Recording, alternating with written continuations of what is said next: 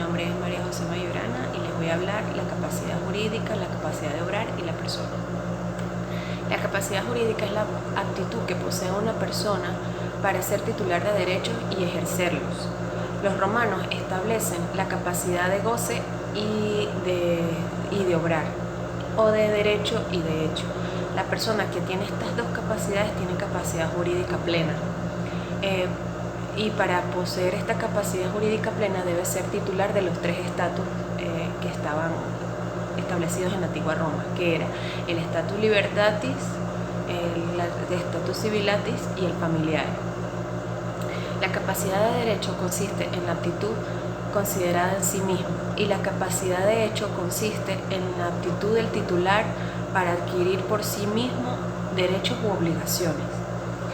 Estos conceptos tienen sus reversos, que sería la incapacidad de derecho y la incapacidad de hecho. Por otra parte, tenemos el concepto de persona. La persona tiene dos acepciones.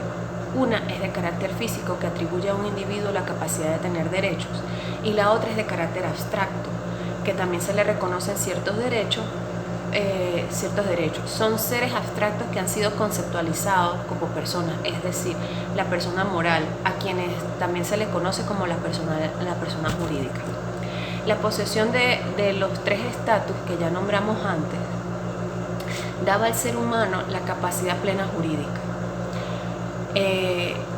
la calidad de persona, por lo cual a la capacidad jurídica se le suele denominar también personalidad. La capacidad legal de un hombre es las cualidades que éste debe poseer, las aptitudes para ser sujeto de derecho y adquirirlo. Buenos días, mi nombre es Ángela González y les voy a hablar sobre las condiciones y situaciones que limitan la capacidad jurídica del ciudadano romano. Sexo. En el antiguo derecho, la mujer es incapaz no solo en el caso de estar sometida a patria potestad, sino también lo es aún siendo sui iuris y mayor de 25 años. En un principio, el papel de la mujer quedaba reducido al ámbito de la casa, el cual resulta que en el ámbito del derecho público no tuvo capacidad de ninguna especie.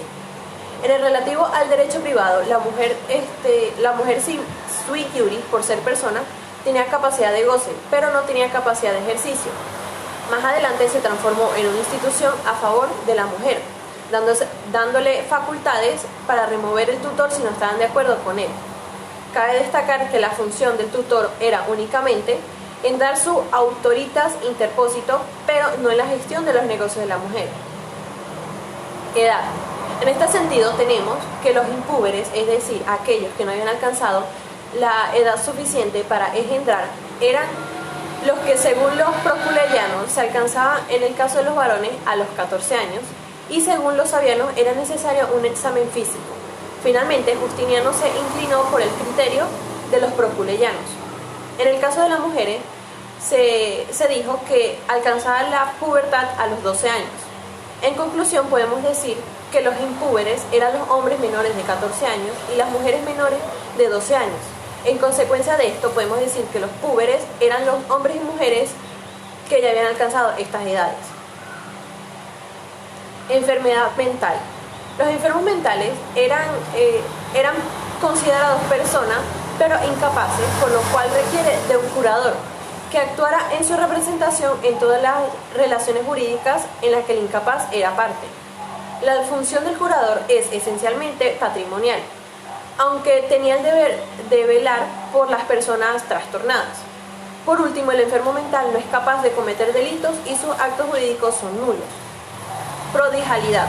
Eran aquellas personas que malgastaban sus bienes sin motivo alguno ni justificación, de forma que podían caer en riesgo de la pobreza, lo que determinaba que se le pudiera declarar interdicto, prohibiéndose el ius commercium, otorgándole un curador para que ejerciera la administración de sus patrimonios. Gracias. Saludos, compañero, profesor. Para seguir en el orden de ideas, condiciones y situaciones que limitan la capacidad jurídica del ciudadano romano, tenemos la infamia. En Roma, el honor del ciudadano debía mantenerse intacto para que éste fuera apto para el goce de los derechos, tanto en el orden público como el privado. Según el jurisconsulto Calistrato, era el estado de dignidad ilesa, comprobado por las leyes y costumbres que en virtud de un delito se menoscaba o se pierde. podía desaparecer por la pérdida de la libertad o la ciudadanía. Y esto era principalmente por la infamia. ¿Quiénes podían perder esta condición? Las personas que en un juicio perdían todos sus derechos, la libertad, y eran condenadas, y o soldados que eran expulsados del ejército. También tenemos religión. La diferencia de los derechos en las personas, según la religión que profesaban, se hicieron notorias con el advenimiento del cristianismo como culto oficial del imperio. En época del cristianismo, a partir de entonces, se distinguieron en la aplicación del derecho los cristianos de los herejes, apóstatas, judíos y maniqueos, privados del derecho de ser testigos, de suceder por causa de muerte, en algunos casos de adquirir por cualquier título. Los judíos no podían ejercer cargos públicos, contraer matrimonios con cristianos, ni poseer esclavos de esta religión. También tenemos la condición social, el sustrato social de la personalidad jurídica, o sea, el particular o el grupo preexistente ya en la vida de la relación. Pero la personalidad jurídica es una creación del derecho que con ella resuelve el imprescindible problema de la organización y lo resuelve de un modo que varía de uno u otro ordenamiento jurídico, según la valoración que se hace de la actitud de los particulares o de los grupos a ser sujetos a relaciones jurídicas.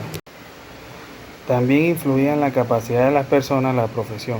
Unas merecían ciertos privilegios como las profesiones liberales, otras por el contrario traían la tacha de infamia, con lo consiguiente la disminución de los derechos.